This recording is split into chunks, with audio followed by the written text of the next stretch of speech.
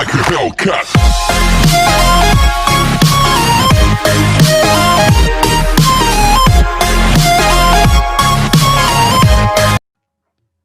Next is exercise 12.2. तो let's start with that. Word problem दिए होंगे, उसमें से फर्स्ट ऑफ ऑल हमें इक्वेशन फॉर्मेट करने पड़ेंगे एंड देन उन इक्वेशन को ग्राफ से सॉल्व करना पड़ेगा अगर बोला होगा तो. ओके, तो चलो. First one is Reshma wish to mix the two type of food P and Q in a such a way that vitamin contain of mixture contain at least 8 unit of vitamin A. Words पे ध्यान रखना. at least 8 unit of vitamin A and 11 units of vitamin B. Food P cost 60 rupees per kg and food Q cost 80 rupees per kg. Food P contains 3 units per kg of vitamin A and 5 units per kg of vitamin B, while food Q contains 4 units per kg of vitamin A and 2 units per kg of vitamin B. Determine the minimum cost of the mixture. Okay, तो यहाँ पे दो type के food की बात हुई और उसमें vitamin A and vitamin B की बात हुई. तो लेट्स से इसका एक टेबल बना देते हैं. Let's food P and food Q and एक आएगा उसका कॉस्ट वैल्यू. यहाँ पे food P and this is food Q. यहाँ पे vitamin A, vitamin B and cost. Okay, तो देखो विटामिन ए एटलीस्ट 8 यूनिट होना चाहिए and 11 unit of vitamin B. मतलब ये जो टोटल विटामिन ए है वो 8 यूनिट होने चाहिए एंड विटामिन बी 11 यूनिट्स होने चाहिए. Now food P cost of 60 rupees per KG. इसका कॉस्ट है आपका 60 रुपीज पर केजी का एंड इसका कॉस्ट है 80 रुपीज पर केजी का. Okay, now food P contains 3 unit per KG of vitamin A. मतलब यहाँ पे 3 unit of vitamin A and 5 units of vitamin B. Next is vitamin B, while food Q contains 4 units of vitamin A and 2 units of vitamin B, like this. Okay, अब इतना जो data है उसके ऊपर से हम इक्वेशन बनाते हैं. First of all let's say z क्या होगा.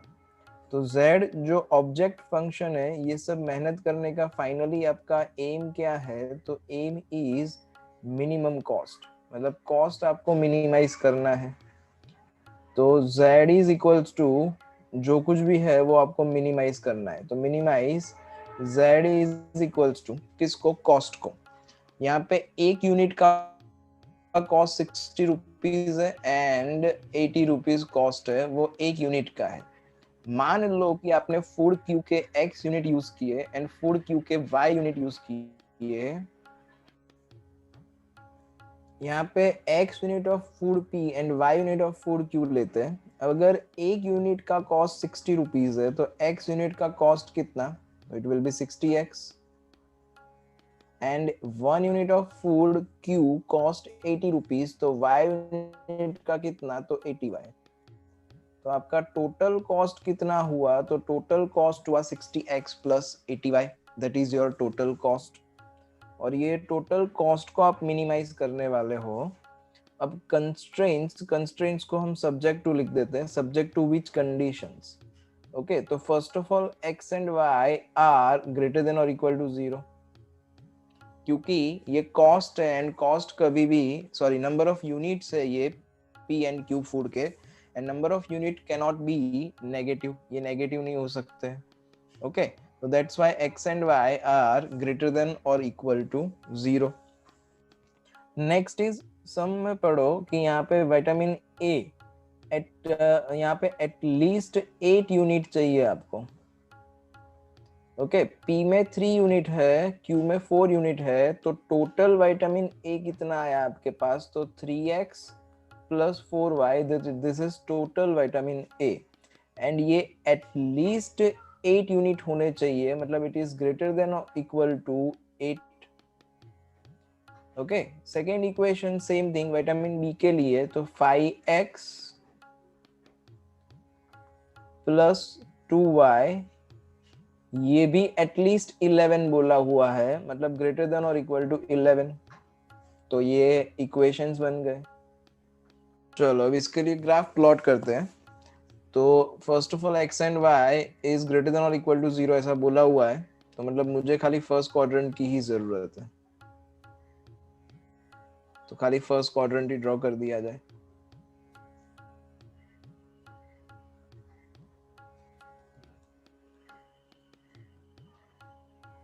ओके, अब first one 3x plus 4y is greater than और इक्वल टू 8 इक्वेशन है, तो टेम्पररी हम जो करते थे वही कि 3x plus 4y is equals to 8 ले लेते हैं, एंड इसके लिए टेबल बनाते हैं। लेट वंस एक बार x इक्वल टू 0 ले लिया जाए, एक बार y इक्वल टू 0 ले लिया जाए।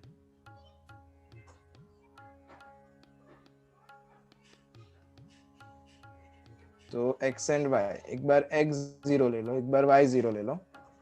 तो अगर मैंने यहाँ पे x का वैल्यू 0 रखा तो 4y इज इक्वल टू 8, तो y का वैल्यू 2 मिलेगा।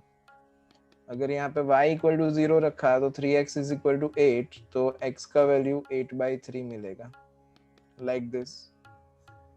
Then second equation is 5x plus 2y is equal to 11 ले लो, टेम्पररी। ओके, अब यहाँ पे ले लेते हैं वैल्यूज, एक बार x 0, एक बार y 0। ध्यान रखना आप थोड़ा स्केल मेजर एंड वो यूज करोगे तो प्रॉपरली आपको ग्राफ मिलेगा। एक बार x का वैल्यू 0, एक बार y का वैल्यू 0। तो अगर मैंने x का वैल्यू 0 लिया तो y का वैल्यू इज 11/2, एंड अगर y का वैल्यू 0 लिया तो x का value 11/5। Okay, now let's draw the line. First one x is equal to 8/3 है, 8/3 मतलब अप्रोक्स 2 पॉइंट समथिंग होगा, क्योंकि 2.5 इंटू 3 करेंगे तो 7.5 आएगा, तो ये 2.5 से थोड़ा ज्यादा आएगा। ओके, तो 2.66 समथिंग। चलो, तो 2.66 समथिंग मान लो कि यहाँ पे आ रहा है, एंड y में वैल्यू 2 है, तो लेट्स से y में वैल्यू 2 यहाँ पे आ रहा है। अब यहाँ पे कनेक्ट कर देते हैं,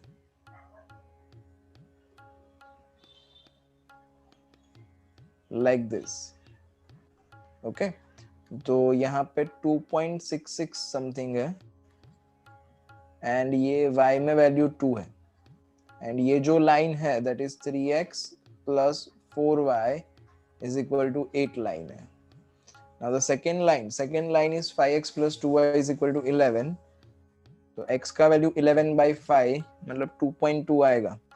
तो थोड़ा सा कॉमन सेंस चलाना, ये 2.66 है, 2.2 कहाँ पे आएगा, तो 2.66 से थोड़ा कम होगा, तो लेट्स से यहाँ पे कहीं पे। ओके, एंड 11/2, तो 11/2 मतलब 5 पॉइंट समथिंग होगा, है ना। तो 11/2 इज 5.5, तो यहाँ पे 2 है, तो लेट्स से यहाँ पे कहीं पे 5.5। नाउ कनेक्ट देम एंड देखते हैं क्या बनता है। इसको कनेक्ट किया जाए। ओके, ये लास्ट लेक्चर का रिकॉल कर रहे हैं अपने, लास्ट टाइम आप लोग ये सब पढ़ ही चुके हो, बट रिकॉल कर रहे हैं। ये लाइन कौन सी है, तो ये line 5x plus 2y is equal to 11। Okay, अब क्या बोला है इक्वेशन में, क्या है 3x plus 4y is greater than और इक्वल टू 8, मतलब ये व्हाइट लाइन जो है उसका ऊपर की साइड का। देन यहाँ पे ये second line is 5x plus 2y is greater than और इक्वल टू 11, मतलब ये जो रेड लाइन है इसका भी ऊपर के साइड का। तो यहाँ पे फाइनल रीजन जो शेड होगा वो कौन सा फाइनल रीजन शेड होगा, तो ये फाइनल रीजन आपका शेड होगा, एंड फर्स्ट क्वाड्रेंट में है shading, that's why it will be shade in the first quadrant. Find out the corner points, this is A, this one is B and this one is C. Okay, तो यहाँ पे A point जो है that is on the y axis, और ये red line वाला 5x plus 2y is equal to 11, इसके y axis पे 11/2 है, मतलब a पॉइंट 0, 11/2 होगा। C पॉइंट हमें मिल जाएगा, C पॉइंट विल बी, ये वाइट लाइन के ऊपर है एंड x एक्सिस वाला, तो x इज इक्वल टू 8/3 है, तो दिस पॉइंट विल बी 8/3, 0। अब ये इंटरसेक्शन फाइंड आउट करना है हमें इन दोनों का, तो एलिमिनेशन करना पड़ेगा। तो z is equal to 60x plus 80y, बाकी corner points are 0, 11/2, 8/3, 0 and 2, 1/2. तो substitute these points into z, तो x की जगह है, x की जगह पे 0, y की जगह पे 11/2, तो 80 into 11/2, तो 2 into 40 is equal to 80, 11 4s are 44, so it will be 440. तो दिस इज दी 440। देन 8,0 अगर सब्सटीट्यूट करते हैं यहाँ पे 60x plus 80y, यहाँ पे x की जगह पे 8/3, तो 60 into 8/3, तो 3 and 20, तो 28 जा 160, दिस इज 160। एंड 2, 1/2 सब्सटीट्यूट कर देते हैं इस इक्वेशन में, तो 60 into 2 plus 80 into 1/2, तो 60 into 2 is 120 प्लस ये आया आपका 40, तो 120 plus 40 is also equal to 160। तो अब हमें पूछा गया है मिनिमम वैल्यू एंड ये अनबाउंडेड रीजन है। तो जैसे लास्ट लेक्चर में डिस्कस करा था वैसे कि मिनिमम वैल्यू आपकी इसमें से ही हो सकती है क्योंकि ये अनबाउंडेड है। तो लीस्ट वैल्यू इसमें 160 है, तो 160 कुड बी मिनिमम वैल्यू। ये 160 मिनिमम होगा ही ऐसा जरूरी नहीं है। कैसे डिसाइड करेंगे? तो हम एक नया लाइन ड्रॉ करेंगे। ये जो z है 60x plus 80y, let's say 60x plus 80y इसका लेस देन 160। क्यों लेस देन 160? क्योंकि यहाँ पे हमारे पास टेबल के हिसाब से 160 सबसे छोटा वैल्यू है, इसलिए 160 के साथ कंपैरिजन है। ओके, तो यहाँ पे लेस देन 160 वाला लाइन ड्रॉ करेंगे एंड इससे कम हमें कुछ भी नहीं मिलेगा। अगर इससे कम हमें कुछ भी नहीं मिलता है then we can say that this is the least value. Okay, तो यहाँ पे इसके लिए सिंप्लीफाई करते हैं, 0 0 0 कैंसिल, तो फाइनल इक्वेशन आपका ऐसा बना 6x plus 8y temporary equal to 16 ले लो। अब जैसे हमने सोचा था वैसे ही कि एक बार x का वैल्यू 0, एक बार y का वैल्यू 0। ओके, तो let's say x and y, तो अगर मैंने x का वैल्यू 0 लिया तो y का वैल्यू इज इक्वल टू 16/8, मतलब 2 बन जाएगा। एंड अगर यहाँ पे y का वैल्यू 0 लेते हैं तो x का value 16/6 which is equal to 8/3। तो यहाँ पे जो लाइन ड्रॉ होगी वो y is equal to 2 and x is equal to 8/3, मतलब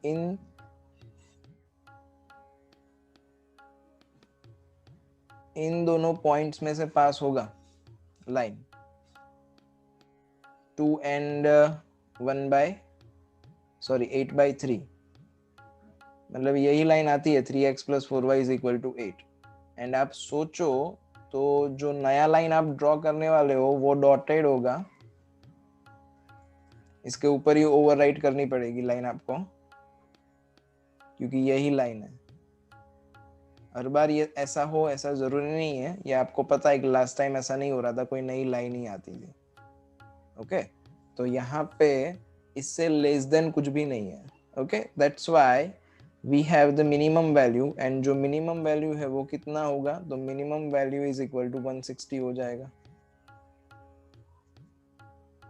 देखो भाई, सेकंड क्वेश्चन, एक काम करते हैं, इक्वेशन हम बनाते हैं, ग्राफ आप होमवर्क में ट्राई करना, डाउट हो तो पूछ लेना। तो let one kind of cake is required 200 gram of flour and 25 gram of fat, and the another kind of cake is required 100 gram of flour and 50 gram of fat. Find the maximum number of cake which can be made from 5 kg of flour and 1 kg of fat, assuming that there is no shortage of other ingredients used in making the cake. मतलब इन दोनों के अलावा कुछ भी use कर लो आप, जो कुछ भी यूज कर रहे हो उसकी कोई शॉर्टेज नहीं है, they are in ample of amount.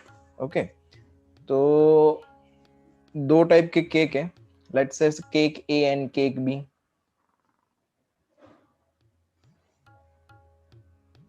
And flour है एंड फैट है।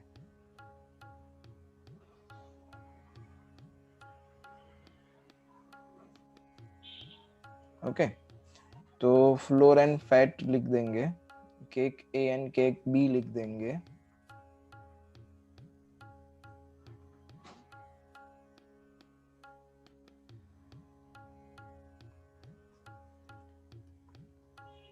यहाँ पे दो टाइप की केक, cake A and cake B, and यहाँ पे floor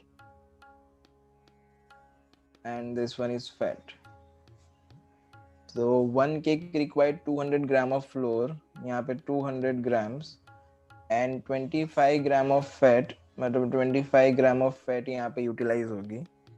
another cake requires 100 gram of floor and 50 gram of fat. Okay, तो अब यहाँ पे आपके पास 5 kg फ्लोर है, मैक्सिमम 5 kg फ्लोर। अब ये फ्लोर जो है वो केजी में, बाकी सब ग्राम में है, तो इसको भी ग्राम में कन्वर्ट कर देते हैं। तो this is equal to 5000 gram and ये 1000 ग्राम होगा, लाइक दिस। अब यहाँ पे नंबर ऑफ केक, लेट से आपने ए टाइप के एक्स केक बनाए हैं, बी टाइप के वाई केक बनाए हुए हैं। ओके, तो आपको क्या करना है, find the maximum number of cake which can be made.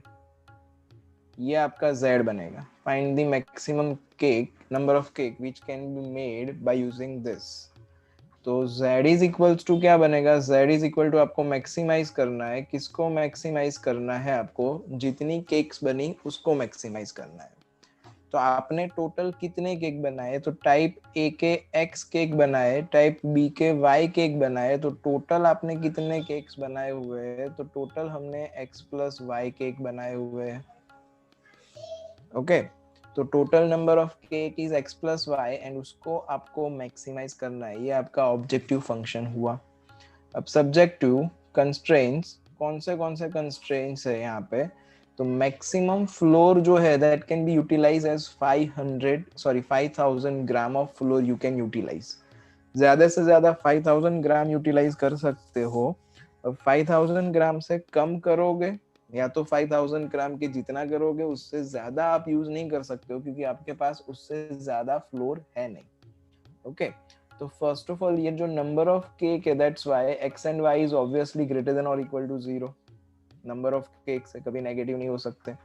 Floor कितना है, तो 5000 ग्राम है, तो दैट्स व्हाई क्या बनेगा equation, 200x plus 100y is less than और equal to 5000। Sir less than और इक्वल टू क्यों, तो जैसे अभी बोला वैसे कि आपके पास मैक्सिमम कितना फ्लोर है, तो 5000 ग्राम फ्लोर है, उससे कम आप यूज कर सकते हो या तो उसके जितना आप यूटिलाइज कर सकते हो, उससे ज्यादा आपके पास फ्लोर नहीं है तो उससे ज्यादा हम यूटिलाइज नहीं कर सकते। ओके, तो एक इक्वेशन ये बनेगा। अब इसको सिंप्लीफाई ऑब्वियसली हमें करना ही है, 0 0 0 0 कॉमन एंड कैंसिल, तो फाइनल इक्वेशन आपका बचेगा 2x plus y is less than और इक्वल टू 50। एक इक्वेशन ये बना आपका। ओके, नाउ मूव फॉरवर्ड, तो आगे second equation is fat. Fat आपके पास 1000 ग्राम है, तो 1000 ग्राम फैट है, इसलिए 1000 ग्राम से कम आप यूटिलाइज कर सकते हो या तो 1000 ग्राम के जितनी यूटिलाइज कर सकते हो उससे ज्यादा यूटिलाइज नहीं कर सकते हो। तो क्या बन जाएगा, 25x plus 50y is less than और इक्वल टू 1000, लाइक दिस।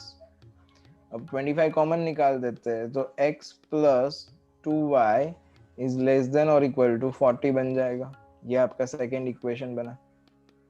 अब ये दो इक्वेशन आप ग्राफ के ऊपर प्लॉट करोगे एंड मैक्सिमम वैल्यू फाइंड करोगे। चलो देखो, question number 8 is a merchant plan to sell the two types of personal computers, a desktop model and a portable model. Portable model मतलब लैपटॉप समझ लो। that will cost rupees 25,000 and 40,000 respectively. He estimates that the total monthly demand of computers will not exceed 250 units. Okay, determine the number of units of each type of computer which the merchant should stock to get the maximum profit if he does not want to invest more than 70 lakhs, and if his profit is on the desktop model is 4500 and portable model is 5000 rupees. Okay, तो देखो भाई दो type के model है उसके पास, एक तो portable model and desktop model. तो desktop and laptop,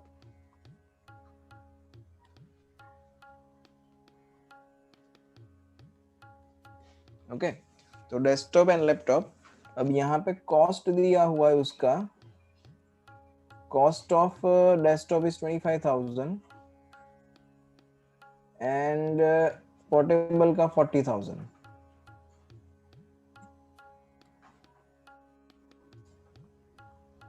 then the demand of the computer will not exceed 250 unit. मतलब डेस्कटॉप एंड लैपटॉप दोनों मिला के 250 यूनिट से ज्यादा डिमांड नहीं है, तो 250 यूनिट से ज्यादा वो स्टोर नहीं करेगा, बेचेगा भी नहीं, सीधी सी बात है। तो the determine the number of unit, profit उसको चाहिए कितना, प्रॉफिट उसका दिया हुआ है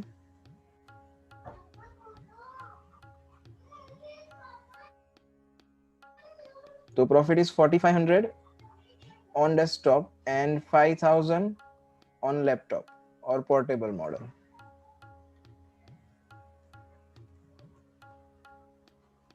ओके, तो मान लो कि आप x नंबर ऑफ डेस्कटॉप बेच रहे हो and y number of laptop बेच रहे हो, पोर्टेबल मॉडल। अब टोटल उसके पास कितने पैसे है, तो 70 लाख रुपीस इन्वेस्ट करने के लिए है उसके पास। तो जो उसका कॉस्टिंग है वो 70 लाख से ज्यादा नहीं हो सकता है, इट इज लेस देन और इक्वल टू 70 लाख।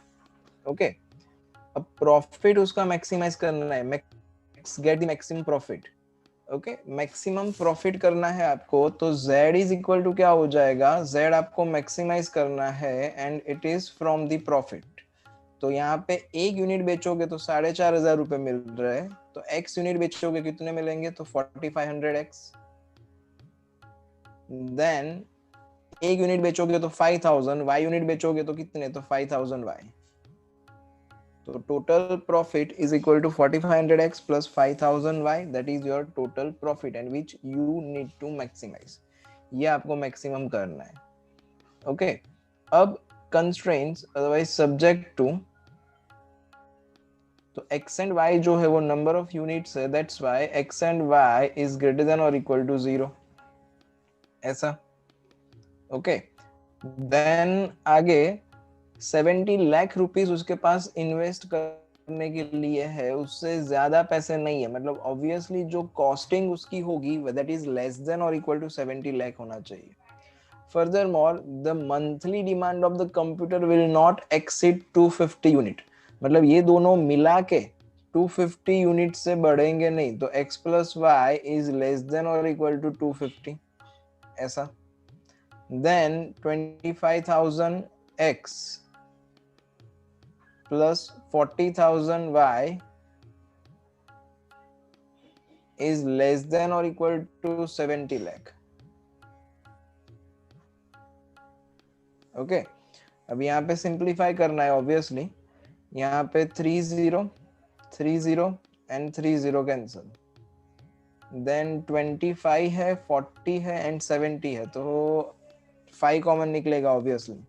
तो ये इक्वेशन बनेगा 5x plus 8y is less than और इक्वल टू 14 5 70 होता है, तो 1400, that will be your second equation.